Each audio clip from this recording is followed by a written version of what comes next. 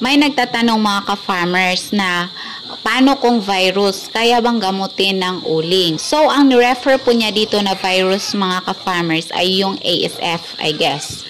So, wala po talagang makapagsabi mga ka-farmers kung kayang gamutin ng uling ang ASF unless kung susubukan po natin. Wala naman pong mawawala kung susubukan natin. Isa kasi sa senyales na merong ASF ang baboy mga ka-farmers kapag ito ay walang gana kumain.